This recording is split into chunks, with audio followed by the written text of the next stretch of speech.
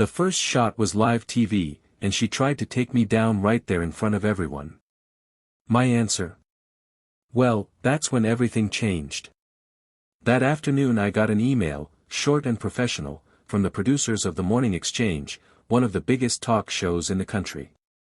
They wanted me, Marcus Hayes, founder and CEO of Nexera, to come on and talk about diversity in business. I'd seen this routine plenty of times. A major platform suddenly remembers that black entrepreneurs exist, puts us on for a quick round of applause, and then moves on to the next trending story. But this time was different. Nexera wasn't just some small startup. We had just locked down a huge defense contract worth hundreds of millions, beating out some of the most powerful names in the industry. That didn't happen by chance. That was the result of 20 years of grinding, non-stop work. Still, I hesitated. Something didn't feel right. My assistant, Jasmine, noticed right away. "You sure you want to do this?" she asked. "You know how these shows are. They love building someone up, but they love tearing them down even more." I leaned back in my chair. "I'll handle it. Besides, it's national TV. Let's see what they've got to say." Jasmine sighed, shaking her head. "Just don't let them bait you." I nodded, though deep down, I knew exactly what this game was. If it was a setup, they were playing chess with the wrong guy. The morning of the taping, I walked into KQRT Studios in Chicago. The green room felt cold and sterile.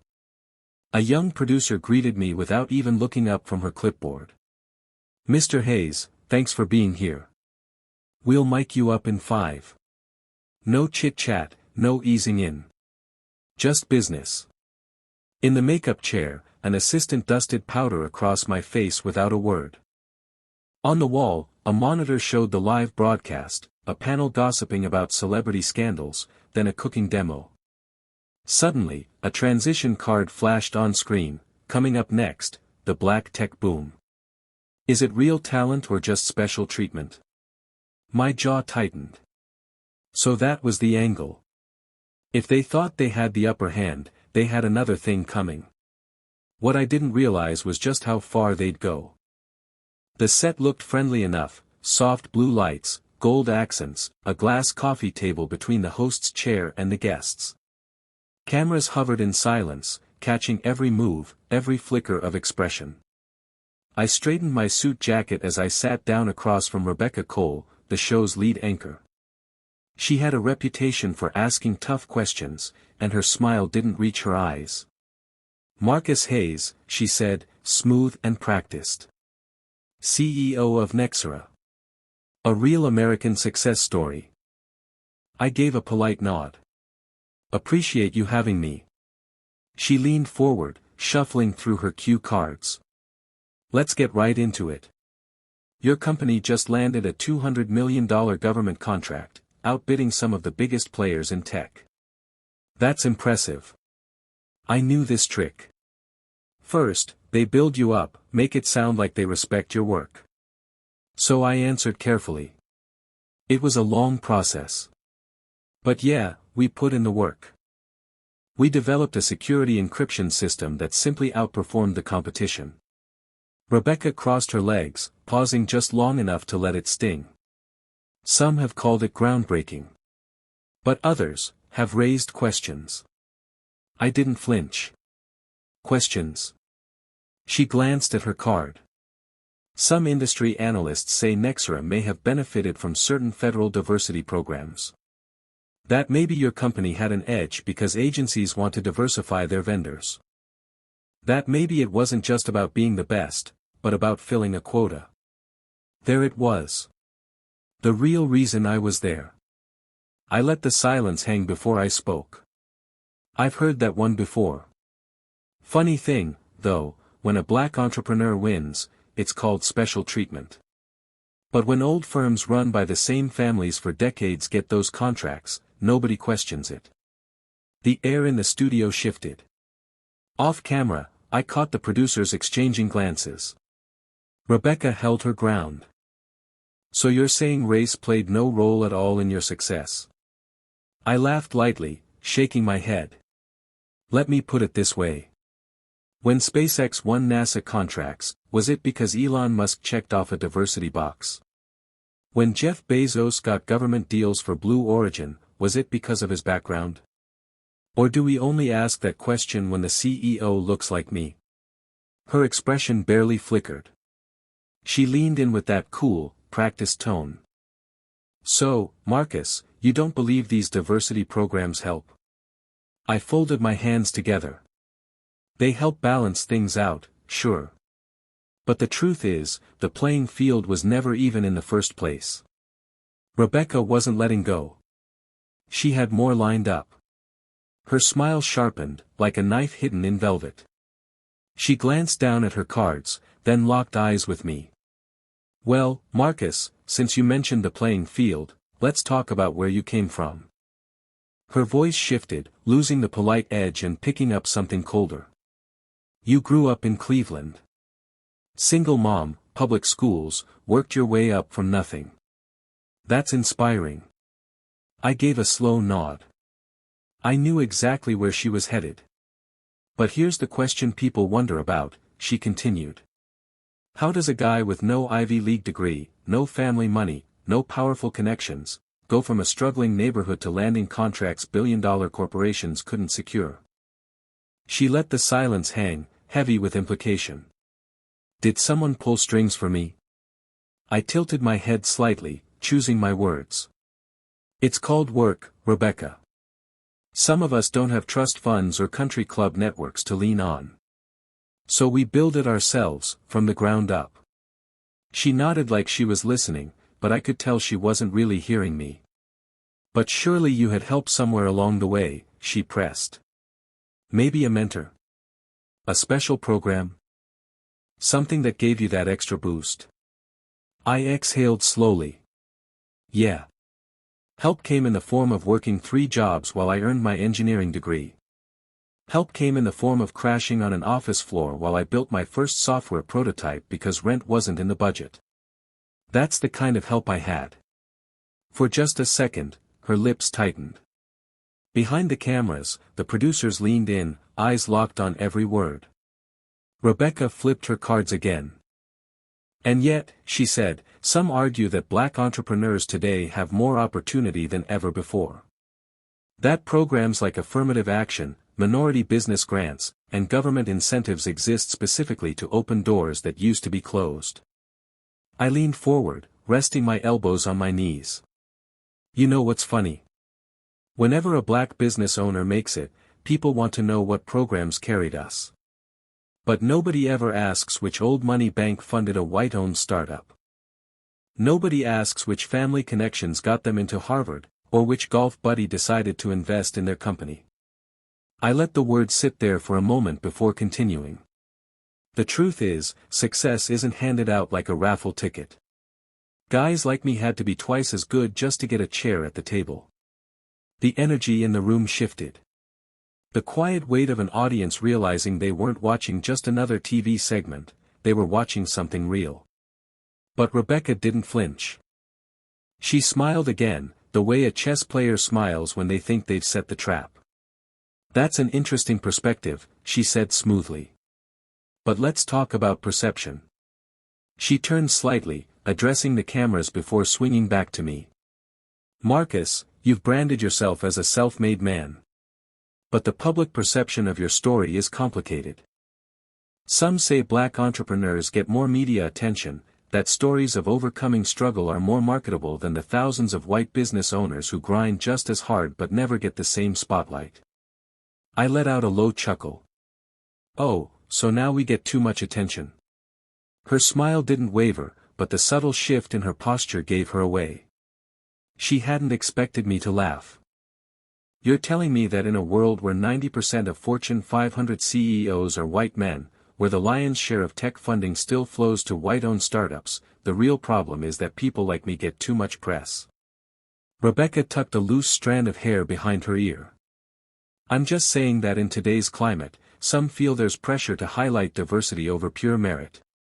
I shook my head with a short breath. Merit. Right.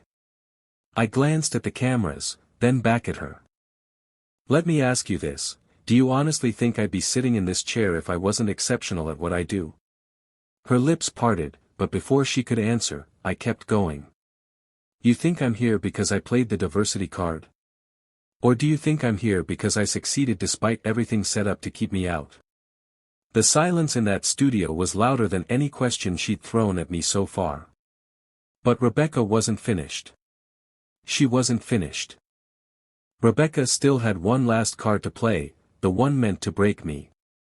She drew in a slow breath, shifting in her chair just enough to look casual. But I caught it. A small crack in the mask.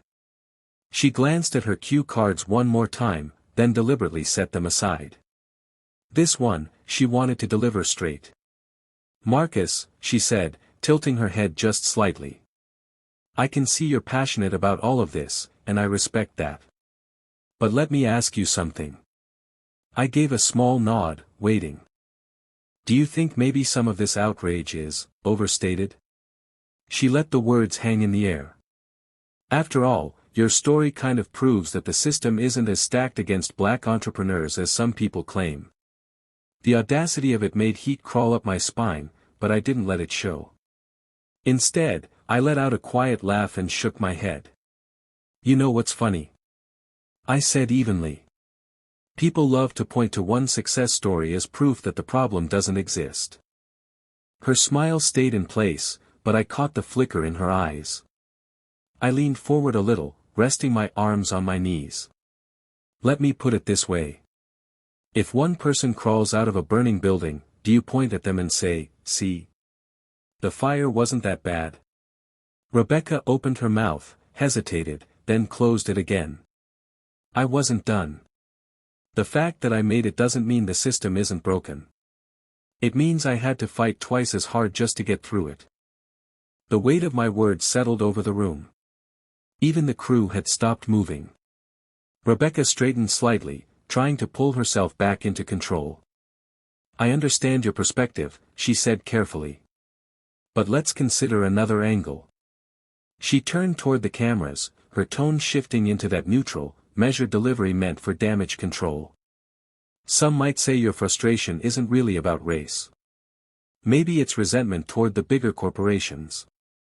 After all, you've publicly criticized major tech companies for not hiring more diverse leadership. I tilted my head. Resentment? No. Accountability? Absolutely. Her lips pressed together for just a beat before she pushed on. Then what do you say to those who believe that in today's economy, success is about hard work, not race? I exhaled through my nose and locked eyes with her. This was the moment. I'd say people love believing in fairy tales, at least when they're the ones who benefit from them. A ripple of silence washed over the set, the kind of silence that lingers. Let's be real, I continued, voice steady. Black entrepreneurs are still denied loans at twice the rate of white business owners. We still get less than 2% of venture capital funding. And even when we succeed, we're still asked if we really earned it. Rebecca sat there, expression composed but distant. She wasn't really listening. So let's stop pretending the system isn't rigged, I said calmly. It is. And the only people who don't see it are the ones it works for. The silence was absolute. No one cut to commercial. No producer jumped in. This was raw. Rebecca shifted, finally starting to look uncomfortable. She cleared her throat, glanced off camera for help, but there was none coming. She'd walked herself into this. Now she had to sit in it. I adjusted my watch, letting the silence breathe just long enough to make the room squirm. Then I leaned back in my chair, exhaling. You know what the real problem is? I asked, my voice quieter now, but carrying more weight. She hesitated. What? The bar isn't in the same place for everybody. Rebecca tilted her head. Meaning? Meaning, I said evenly, a mediocre white man can fail his way up in this country. But a brilliant black man has to jump through flaming hoops just to get a chance. I heard one of the producers curse under their breath. They knew this moment was going viral. And here's the truth, I went on. A white CEO can run a company into the ground, bankrupt it, lay off thousands of people, and somehow land another top job.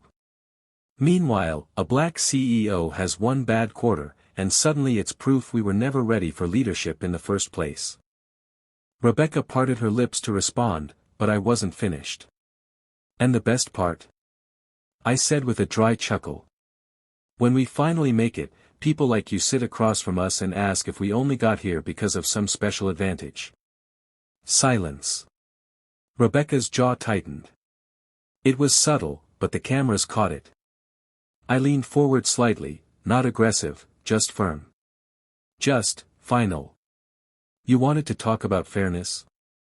I let out a low, bitter laugh. Then let's start by telling the truth. Another silence followed. But this one wasn't discomfort anymore. This one was weight. Impact. Rebecca's expression had shifted. And in that moment, it wasn't just the studio watching me. It was the whole country. Then came the moment. I turned, looking straight into the camera. I know what some of you out there are thinking right now, I said, my voice steady. Some of you are nodding, because you've seen this. Lived this. My eyes held on the lens. And some of you are sitting there, arms crossed, frowning, telling yourself this isn't real. That I'm just playing the victim. That it's all in my head. I pressed my lips together for a beat before finishing. But deep down, you know I'm right. The studio was silent. Not a sound. Nobody even breathed. Then. All right, we need to take a quick break, the producer's voice crackled through the speakers. Rebecca forced a tight smile. We'll be back with more after this. The cameras cut. But it was already too late. The damage was done. Within an hour, the clips were everywhere. Social media lit up like a firestorm. By the time I slid into my car, my phone was exploding with missed calls, texts, and non-stop notifications. Twitter was burning. Marcus Hayes just called out media bias live on TV. This was powerful. #Truth hurts. The way I looked straight into that camera and called out America. People said it gave them chills.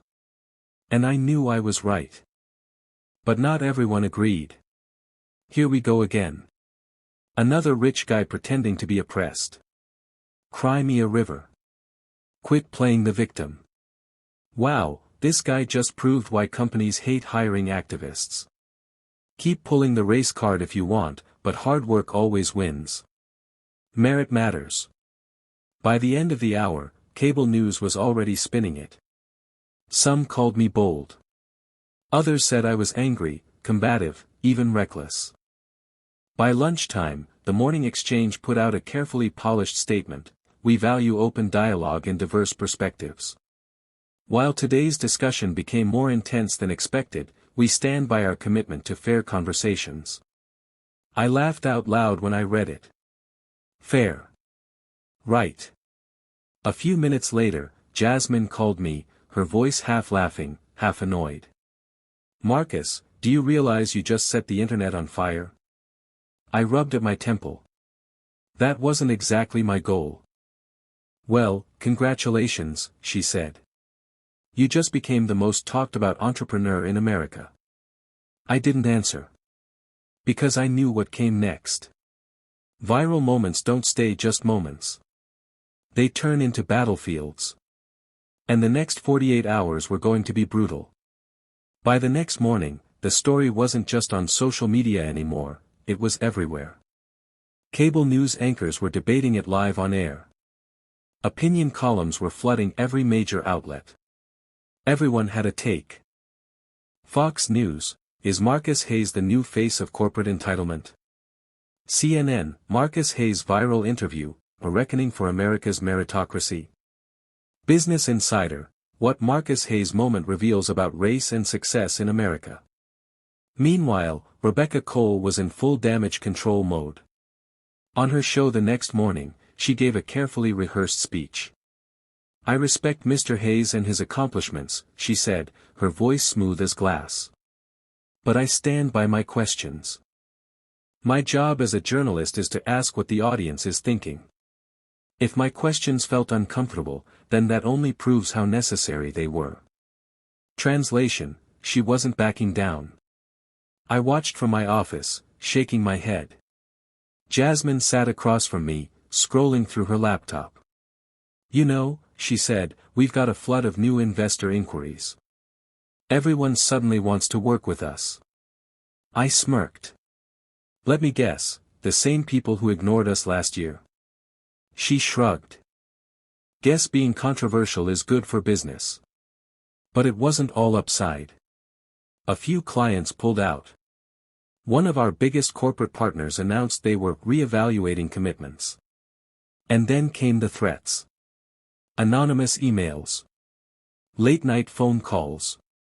Even an unmarked package dropped at Nexera's headquarters. Inside was nothing but a single sheet of paper. One word in bold black letters: enough. Jasmine's face tightened as she read it. "You need security." I let out a long breath, rubbing my temples. I'd known this was coming.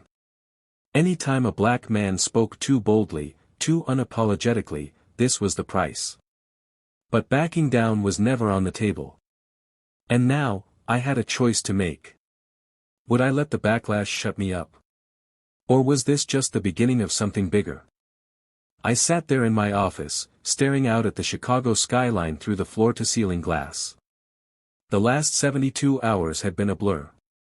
Praise. Hate. Threats.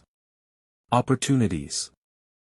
And my mind drifted back to the kid I used to be, the kid from Cleveland who had to fight for every inch of ground. The one who watched door after door slam in his face while others walked through without even knocking. And now, here I was.